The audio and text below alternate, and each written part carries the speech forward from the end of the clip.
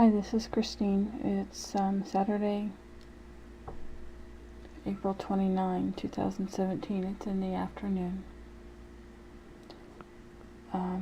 Late afternoon, actually. I want to talk about a dream I had last night. Which actually I should have made this video this morning when the dream was still fresh, but it's still on my heart, even in the late afternoon, so I think I'm gonna make the video just to get it out of me, mainly. I guess I'll call it too much sugar, I don't know. Or high sugar, something like that. Sugar, like what you eat.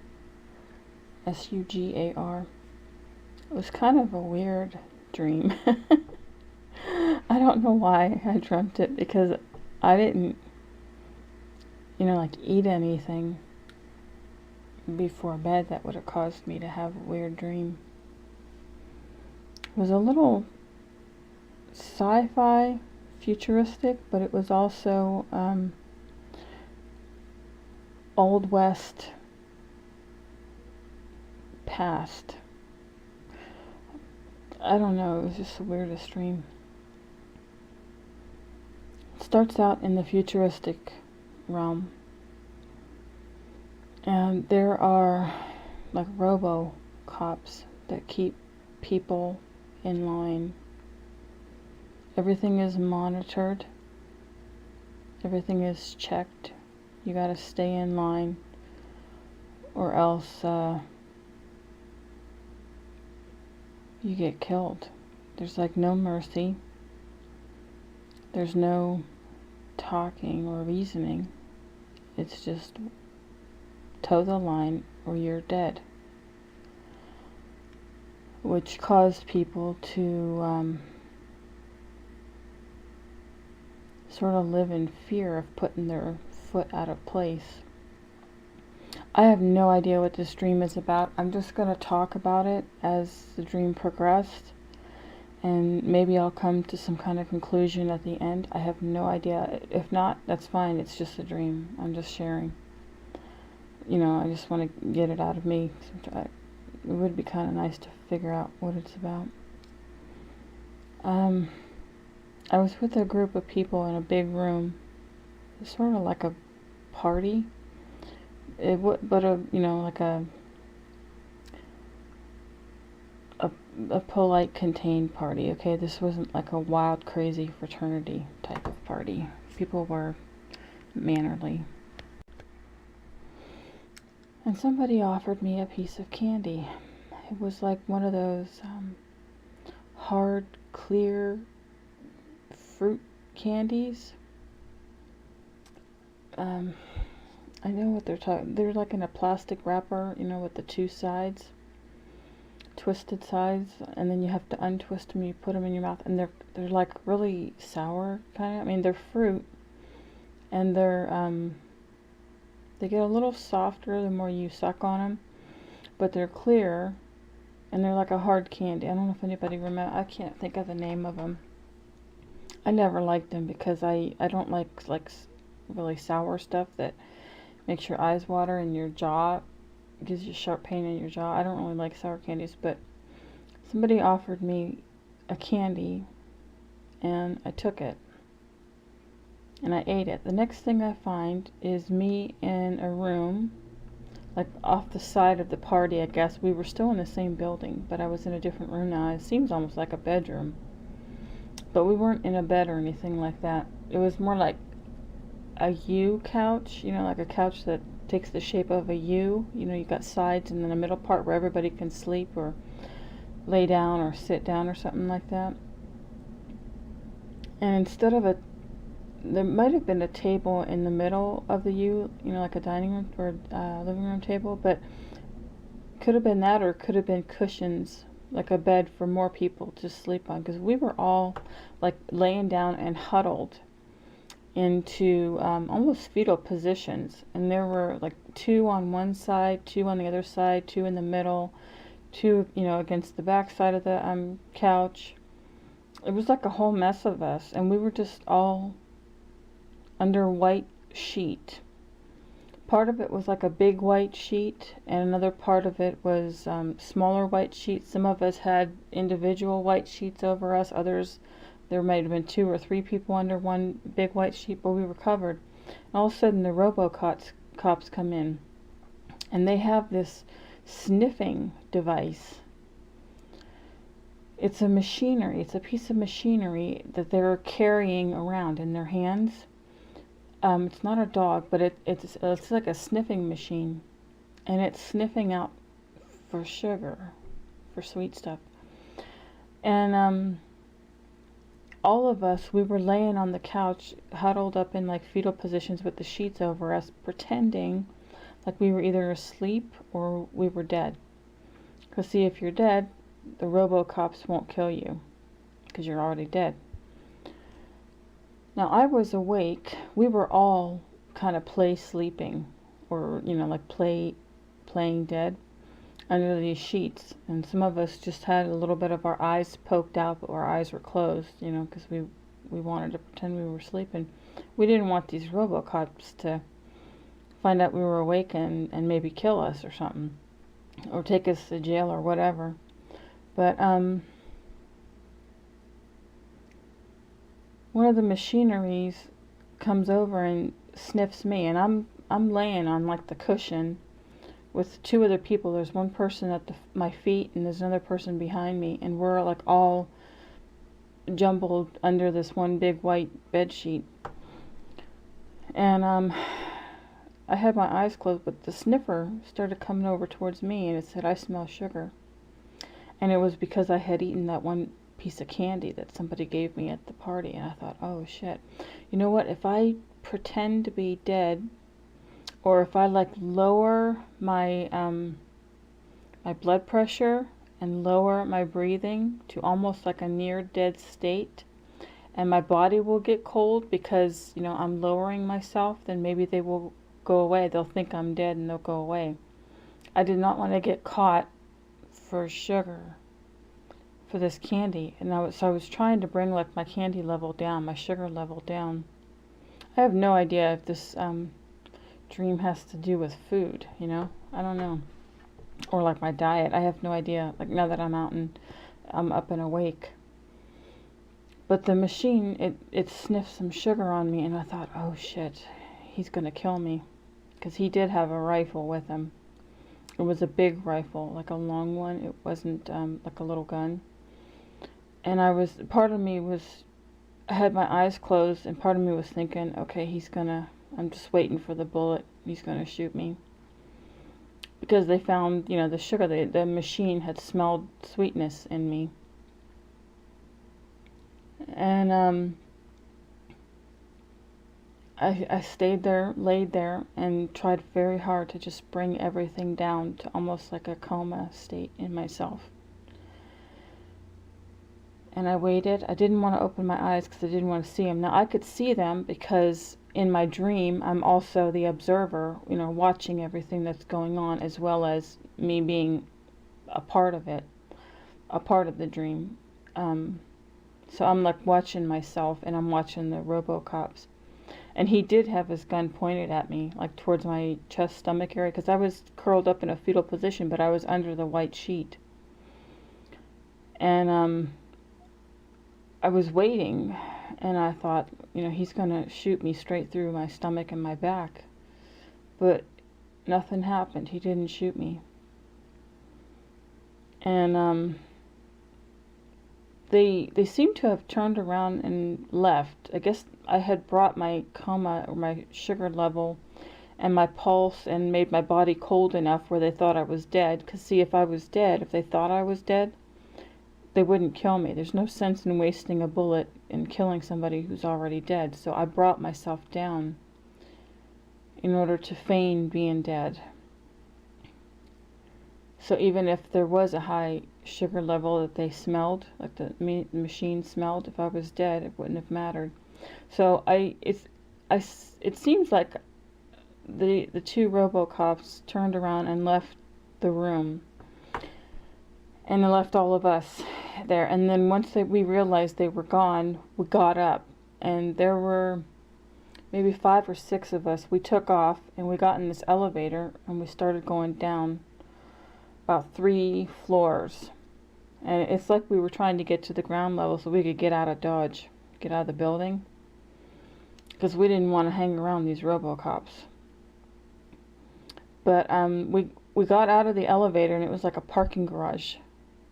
So it was, like covered, and there were cars parked inside. It was a covered parking garage, and we were like at the bottom level, so it was dark. There was no sunshine. It was just lights and lamps lighting up the place. And we did whatever we had to there, and then we got back in the elevator. And now the elevator, it goes from, instead of us being like futuristic with the RoboCops, we walk into the elevator and there's wood paneling, brown wood paneling with like a little bit of black stripes. You've probably seen this on the walls, but it looked like a Old West saloon with the wood. So the elevator now looked like an Old West type of saloon from the past. And we walk into the elevator. Oh, wait a minute. While we're in the parking garage, and we did our thing, whatever it was, we left and we were waiting for the elevator. And while we were waiting for the elevator to come, one of the girls, she had like really blonde hair, and there were like 2 other people with me, so there was like 4 of us. This girl, she said that she was going to run away. And I, quite frankly, felt like I wanted to run away too. I just didn't want to get trapped by no RoboCops. And so I was thinking about running away too. And she turned her back towards me because it's like she had made up her mind. You know what? I'm running away. I don't know where I'm going to go, but I'm running away because I'm not going to get trapped. So I looked at her, and then I put my hands on her and I just gently turned her around and I said, no, don't run away. Because I was concerned for her because I didn't know where she was going to go. And I didn't want her to end up on a street somewhere.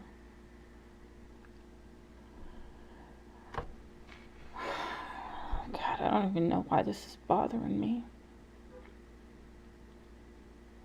It's like I'm feeling the emotions from the dream, but yet I'm awake. So I turned around and I was concerned for her, and I said, no, don't run away. And it was almost like we both had the same idea at the very same second, and we both said it like a jinx. We both said it at the same time. We both looked at each other and smiled, and we both said, you know what, let's run away together. And we both had this really big smile on our face. Because, see, if we ran away together, we would have each other.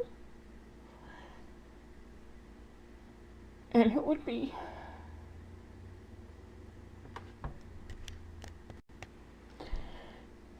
be safer to run away together than it would be for both of us to run away separately, individually. If you run away by yourself, there's no one there to help you if you get into trouble. But if you run away with someone else, if one of you gets in trouble, the other one is there to help you. So she and we both decided, let's run away together. And it was like a genius idea, and that's what we decided we were going to do. And then the bell goes off and the elevator opens, and then we walk into the elevator. And that's when I see the elevator is brown panel, like a saloon from the Old West, the cowboy days. So the door closes, and there's 4 of them. There's the one girl who she and I just decided we were going to run away together. So we'd be like a buddy system. And then there was another person and 2 other people in the elevator with us. So 2, 4, 5, there's 5 of us. And all of us are from the couch with the white sheet over us, that we were pretending to be dead so the RoboCops wouldn't kill us. We're all from that same group, but were from that group, but not everybody that was in that group on the couch was with us. There's only 5 of us that was down there in the parking garage, and then we're going to head back up. So they all stood, the elevator door opens on the left. We all walked in, and they all stayed on the left side by the elevator door. I went over to the right side of the elevator where the panel was, the buttons for the different floors, and there was a key lock, also like a circle that you can put a key into, and that would be for like the maintenance guy if he has to unlock the panel to like work the mechanics of the elevator. So there was a little round keyhole there too. So there was 3 buttons, 1, 2, the round key hole lock, and then a 3rd button to the right of that. And the buttons were wood also, just like cowboy days, like saloon days. These were wooden elevator buttons that were protruding. They were sticking out. They weren't flat like on the panel. Like on some elevators the buttons are flat. They actually protruded out, and they were made of wooden discs, and they had 1, 2, and 3 carved into the wood. It wasn't painted. It wasn't a sticker. It wasn't a number inside. It was literally carved. 1, 2, 3. And so I asked everybody, what floor are we on? And, obviously we were on the ground level because we were at the bottom level of the parking garage. I guess we went to the parking garage to maybe try to get the car and get the freak out of Dodge, get out of that building. I'm assuming that's why we were in the parking garage, is because we were trying to find the car to get out of there. But for some reason we decided to go back in. That's why we were in the elevator. So I asked everybody, well, what floor are we on and where are we supposed to go? So the one girl who was standing in the back, next to the blonde girl who, who she and I had decided to buddy up and run away together, the girl in the back, in the way back by the wall, because the other 2 were standing in the front by the door, where the door opens and closes. And then the blonde girl was in the middle, and then the other girl, she was kind of tall and skinny, she was standing in the back corner by the wall. So she walked over towards me on my side of the elevator and pushed the button number 3. So I guess we were going to go up to the top floor, because it seems like there's only 3 levels. And if you think about it, even with the Pope and his hat, a 3-tiered hat, you got the 3 tiers. You got hell, you got planet Earth, and then you got heaven. So you got tier 1, 2, 3. So I guess we were, the parking garage, we were down in hell. And then now we were going up to the 3rd level, which would be heaven. And the 2nd level would have been earth. So she pushed the number 3 button. And as I was looking at the panel where the buttons are, and that lock is, they started vanishing and fading later and later until they eventually disappeared. And all that was left was this brown panel that, of wood that looked like all the other walls. And I said to the girls, did you see that? I don't know what happened. The buttons, the panel, everything just disappeared. We got no buttons anymore. So then I walked over to their side and I told them, either this is a really weird movie and somebody is messing up with their video editing skills, because they just made our numbers disappear. Our buttons for the floor we're supposed to go to. But the one girl had already pushed button number 3. So, so that we were already en route. It didn't matter if the buttons disappeared or not. I said, so either someone's messing up with this movie and they just are screwing up with their video editing skills, or this elevator is haunted. And then one of the girls said, I've heard about that, about elevators being haunted before, but for me, it didn't affect me. The fact that she said that, it didn't affect me, because I know the truth about, haunted stuff, and nothing like that scares me anymore. Ever since I've quote unquote resurrected, none of that stuff scares me anymore, because I know the truth of it. I've walked through it and I made it out the other side. So I've been through the forest of doom and death, and it can't touch me anymore. I've resurrected. I've overcome it. And then I woke up, and that was the end of my dream. So I have no idea what it means, but I just thought I'd share to kind of get it out of me. It's the dream I had. It's the dream I had last night. So Friday, April 28 to Saturday, April 29, 2017. It's the dream I had last night, Friday night. Anyway, like I said, I just wanted to share because I don't understand or have a clue why I had this dream. But yeah, it had to do with high sugar. Maybe God or maybe the universe or the divine is telling me I got high sugar. The thing is, I had I've been to the doctor recently, and I had just a routine yearly physical, and there's nothing wrong with me. I don't have any problems. I don't have any allergies. I don't have diabetes because I went there for a fasting blood sugar. That was one of the tests I wanted, along with the other ones, cholesterol and da-da-da-da-da, whatever. You get your thyroid checked. I wanted to get everything checked, and one of those things was a fasting blood sugar that I wanted. So I didn't eat anything, from like dinner time the night before, or drink anything, not even water, until the next morning when they did the blood draw. So my fasting blood sugar, I'm not diabetic. I don't have any health problems. So I don't know why I had that dream. But if the universe is telling me to watch my sugar, then maybe I should do that. Alright, that's it. Have a good day, and I'll talk to you guys again soon in the next audio or video, whenever that is. Take care and be well. Bye-bye. The buttons just disappeared. Okay, I think I know what that means. It's coming to me.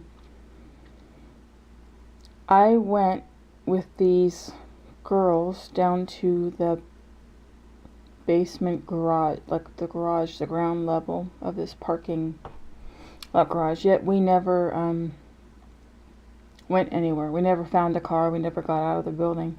Instead we ended up going back to the building in the elevator. But a part of me was wanting to run away. That's why we were down there, to find a car to get out of there. So the girl who decided she was going to run away is actually a part of me that wants to run away. And when she and I both decided to run away together, it's almost like, I don't know if that was my spirit side of me or like a guardian angel, but somebody said that they were going to go with me. And when we decided to be buddy system, that I now had a partner, that's when we decided to go back into the building, all of us, all 5 of us, and we went into the elevator to get back into the building. One of the girls, so I'm wondering if all of these are like angels of some sort. One of the girls, the one who pushed the button, the number 3 button. See, we're getting out of the Old West saloon type of elevator. That's what we had walked into. That's the past. We're leaving the past. We're leaving the basement. We're leaving hell. Okay, the ground level. We're going up to the 3rd level, which is heaven. And these people are going with me, so I don't have to go by myself. The reason the buttons disappeared is because there is no returning back to hell, at least for me. She pushed number 3. She pushed the button that takes you to the 3rd level, the heavenly tier. And then the buttons vanished. There is no chance, no way for me to return back to the ground level, back to floor number 2, earth, or back to floor number 1, hell. She was taking me to the 3rd level, the heavenly realm, just like how Jesus went into the heavenly realm after he died, went to hell, and then resurrected, came back to the earth, and then eventually ascended and is now seated at the right hand of the Father in the heavenly realm. Although Jesus is actually everywhere. He's a spirit, okay? He's not really a person anymore. He gave up his body, but he can show up, though. He shows up in spirit through other people's feet and hands, you know. He loves people through other people. It's a spirit, Jesus is. It's the spirit of love, you know. It's like that one scripture, you know, when you feed somebody and you clothe them, you know, what you've done the least of these, my brethren, you've done unto me. So by helping or hurting other people, you're in essence helping or hurting Christ, because he's in everybody and we are all in each other, okay? We're different shapes and different forms, but we're all of the same essence. We all have the divine life breath in us. If you're alive and breathing, you have the divine life breath in you. Okay, and the divine life breath is one source. It's the original source of energy. So that energy, that life breath source in you that lives in everybody else, that's what connects all of us. We are in different bodies, but we're all from the same source, which makes us all brothers and sisters. And that's why I don't understand why human beings can treat each other like shit when we are really brothers and sisters. Okay? There's no separation, guys.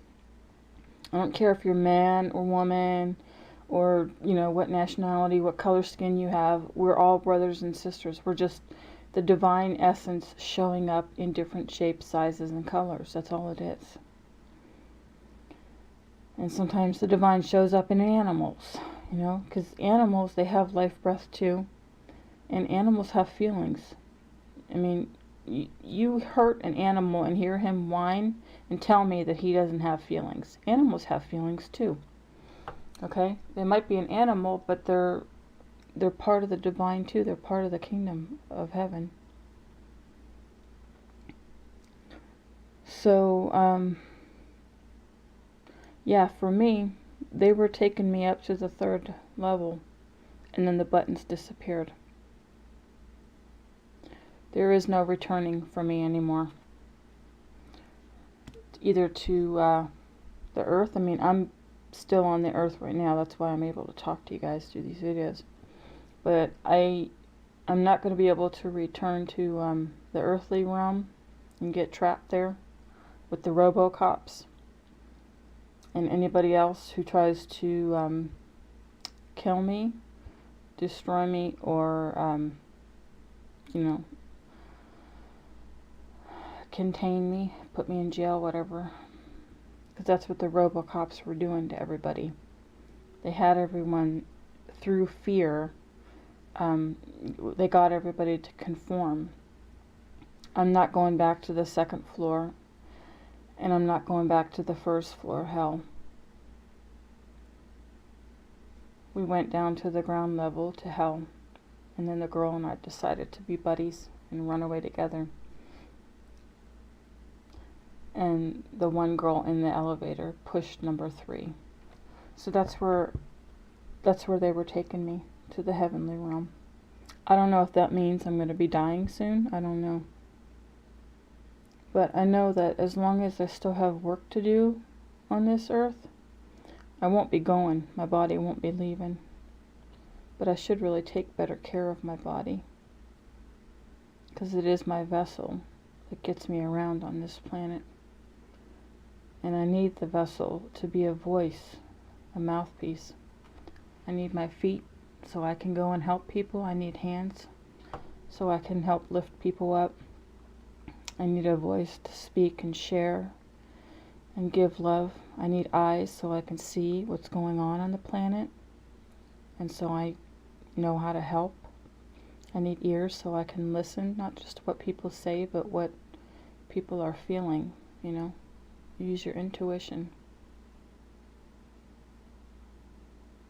I don't understand the sugar part of the dream, but I do understand the elevator buttons disappearing. We were going up to the 3rd level. So, okay, that's it. Bye-bye.